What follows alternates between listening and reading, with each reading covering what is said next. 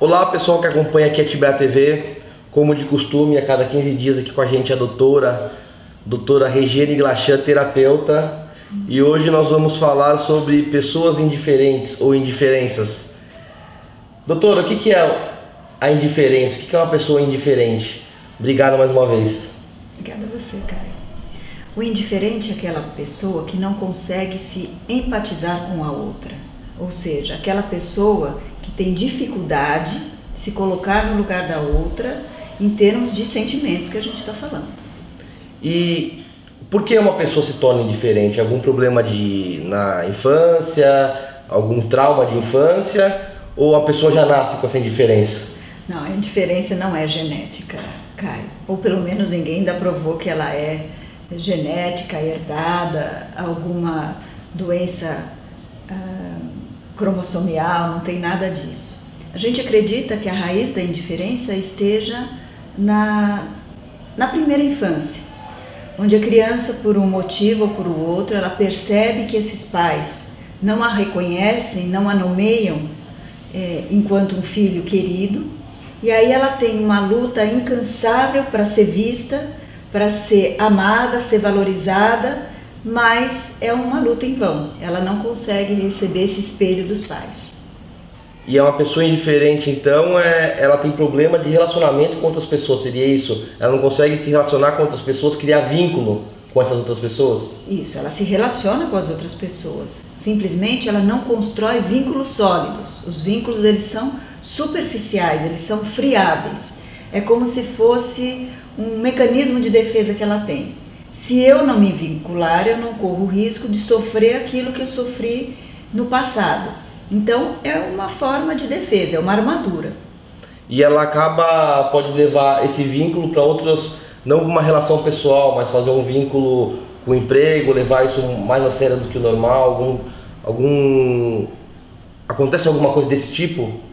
Então, o indiferente, ele procura compensar em outras áreas. Como ele não consegue fazer um vínculo legal com as pessoas, porque ele tem medo de se vincular e, de certa forma, ele sofrer aquele desapego que ele sofreu na infância, então ele é um cara que ele acaba, ou uma mulher, se hipertrofiando em outras áreas. Então ele se torna um grande trabalhador, um grande profissional, um grande esportista. Quer dizer, aquelas áreas que ele vai ter que usar muito mais a racionalidade, ele se hipertrofia, enquanto os aspectos familiares dele fica muito empobrecido. Muitas vezes uma pessoa que é indiferente, ela pode se casar, ela pode constituir uma família, e isso pode ser um problema, né? Então, o problema é que os indiferentes também casam, os indiferentes também constituem família. E aí o problema aparece quando o indiferente casa com uma pessoa ou faz uma parceria com uma pessoa que não é indiferente. E aí essa pessoa que constituiu uma relação com o indiferente começa a replicar a vida que ele teve no passado. Quer dizer, fazer de tudo para ser vista, para ser valorizada, para ser amada, e não consegue esse espelho, assim como os filhos. Então, a tendência do indiferente é ter uma relação extremamente sofrível. Não só dele com as pessoas, mas com os familiares em relação a ele. Ele nunca consegue criar esse vínculo, não consegue ter esse carinho, podemos dizer assim? Essa empatia. Empatia, isso. A gente não pode falar o nunca, né? Porque o nunca dentro da área de biologia é uma coisa complicada, né? Mesmo porque o nunca não existe. A gente até espera que o indiferente busque ajuda para retomar esses laços e poder ter uma vida mais plena, mais autêntica. Porque o indiferente, ele tem um vazio muito grande dentro dele. Você imagina que ele preenche tudo aquilo que nós, teoricamente normais, temos com trabalho, com atividades profissionais. Quer dizer, ele não consegue ser uma pessoa inteira, então ele tem um vazio muito grande. E a chance desse cara ou dessa mulher continuar nessa toada é muito grande e, de certa forma, de terem filhos indiferentes. porque é isso que a criança vai aprender que é legal, é o assim certo, que a gente né? se defende do mundo tão hostil. Então, o indiferente pode dizer que é uma prática assim até um pouco egoísta. Ele tem medo de sofrer, então ele não se apega a ninguém para não ter sofrimento. Ele não sabe que ele é egoísta. Esse É inconsciente. É inconsciente. Ele simplesmente desenvolve uma armadura e não consegue se despir dela, porque se ele se despir dessa armadura, é como se ele ficasse em carne viva. E você sabe, fazer uma lesão e ficar em carne viva dói. Então, por isso que ele tem muita dificuldade em tirar a armadura. E como lidar com uma pessoa assim?